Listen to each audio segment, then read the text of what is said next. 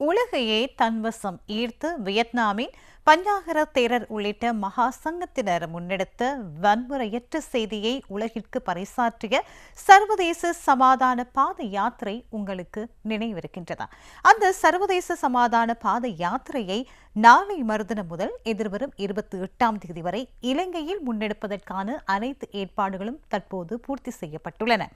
சமாதான பாத யாத்திரையினை முன்னிட்டு விசேட பூஜை வழிபாட்டு நிகழ்வு ஒன்று ருவான்வெளிசாயவில் நாளை பிற்பகல் 3 மணிக்கு ஆரம்பமாக உள்ளது. இந்த சமாதான பாத யாத்திரைக்கான ஒருங்கிணைப்பை சிரச ஊடக வலையமைப்பு மேற்கொள்கின்றது.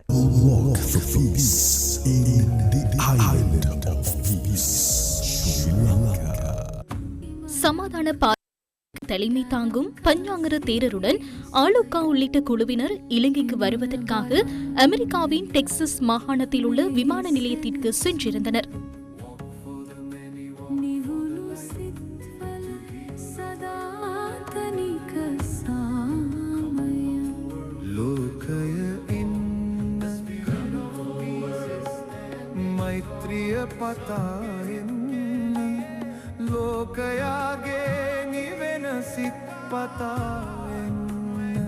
சமாதான பாத யாத்திரையில் பங்கேற்கின்ற 12 தேரர்கள் அடங்கிய குழாத்தில் அங்கம் வகிக்கின்ற தாய்லாந்தில் உள்ள ரத்ன தேரர் உள்ளிட்ட சில தேரர்கள் கடந்த வெள்ளிக்கிழமை அதிகாலை நாட்டிற்கு வருகை தந்திருந்தனர்.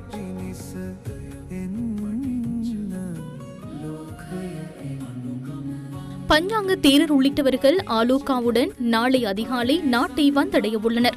அதன் பின்னர் அத்தனகல ரஜமஹா விஹாரைக்கு விஜயம் மேற்கொள்வதுடன் அங்கு விசேட ஊடகவியலாளர் சந்திப்பொன்றும் நடைபெறவுள்ளது. பின்னர் பஞ்சாங்கர தேரர் உள்ளிட்ட குழுவினர் ஆலோகாவுடன் இணைந்து வரலாற்று சிறப்புமிக்க ஜெயஸ்ரீ மகா போதியை வழிபடுவதற்கு அனுராதபுரத்திற்கு செல்ல உள்ளனர். அமெரிக்காவின் சமாதான பாத யாத்திரை ஊடாக வருகை தந்துள்ள பஞ்சாங்கர தேரர் உள்ளிட்ட தூதுக்குழுவினர் ஏப்ரல் 21ஆம் தேதி மாலை 3 மணிக்கே அனுராதபுரம் ஸ்ரீ மகாபோதிக்கு வருகை தர உள்ளனர். அங்கு அவர்களுக்கு வரவேற்பு அளிக்கப்பட உள்ளதுடன் ஸ்ரீ மகாபோதியின் மரக்கொன்றொன்றும் அவர்களுக்கு அன்பளிப்பாக வழங்கப்பட உள்ளது. அதன் பின்னர் அவர்கள் அந்த போதி மரக்கன்றை ஏந்தியவாறு ருவன்வெளி மகாசாயவை நோக்கி பாத யாத்திரையாக செல்வார்கள். அதற்கு இணையாக ருவன்வெளி மகாசாயவிலும் புண்ணிய நிகழ்வு ஒன்று இடம்பெற உள்ளது. உங்களுக்கு வசதி இருக்குமாயின் அல்லது அருகில் இருப்பீர்களாயின் இந்த நிகழ்வுகளில் கலந்து கொள்ளுமாறு கருணையின் நினைவூட்டுகின்றோம். அனைவருக்கும் ஆசிகள் உரித்தாகட்டும். சர்வதேச சமாதான பாத யாத்திரையினை முன்னிட்டு நாளை பிற்பகல் 3 மணிக்கு ருவான்வெளிசாய விசேட பூஜை வழிபாடுகள் நடைபெறவுள்ளன. வியட்நாமின் பஞ்சாங்கர தேரர் 21ஆம் தேதி மாலை வேளையில் ஸ்ரீ மகாபோதியை தரிசித்து ஆசீர்வாதம் பெற்றுக் கொள்வார். அதன் பின்னர் அட்டமஸ்தானாதிபதி தேரரிடமிருந்து போதி கிளையினை பெற்று ஆசீர்வாதம் பெற்றுக்கொண்டு ருவன்வெளிசாயவிற்கு செல்ல உள்ளார். அங்கு உலக சமாதானத்திற்காக பிரார்த்தனைகளில் ஈடுபடுவதுடன் விசேட பூஜை வழிபாடுகளில் ஈடுபட உள்ளார். அட்டமஸ்தானாதிபதி தேரரின் வழிகாட்டலில் இந்த நிகழ்வு ஏற்பாடு செய்யப்பட்டுள்ளது.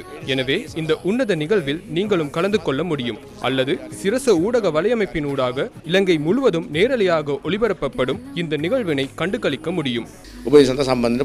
இந்த சமாதான பாத யாத்திரை ஏப்ரல் 22ஆம் தேதி காலை ஆரம்பமாக உள்ளது.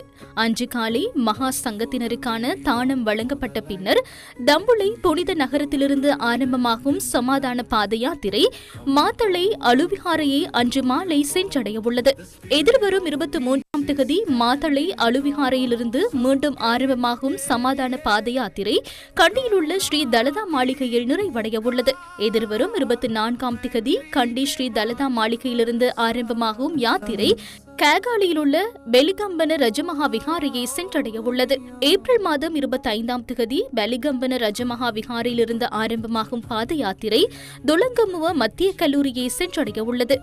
இந்த சமாதான பாத யாத்திரை எதிர்வரும் 26ஆம் தேதி யக்கல சந்திரஜோதி விஹாரையை சென்றடைய உள்ளது. ஏப்ரல் 27ஆம் தேதி யக்கல சந்திரஜோதி விஹாரையிலிருந்து ஆரம்பமாகும் சமாதான பாத யாத்திரை அன்றைய தினம் கழனி ரஜமஹா விஹாரையில் நிறைவடையும். எதிர்வரும் 28ஆம் தேதி கழனி ரஜமஹா விஹாரையிலிருந்து புறப்படும் சமாதான பாத யாத்திரை மாலை 4 மணிக்கு சுதந்திர சதுக்கத்தை வந்தடைந்ததன் பின்னர் ஸ்ரீ மகாபோதியின் கிளையொன்று ஜனாதிபதி அனுரகுமார திசாநாயக்கவினால் அமெரிக்காவிலிருந்து வருகை தந்துள்ள மகா சங்கத்தினரிடம் கையளிக்கப்பட உள்ளது.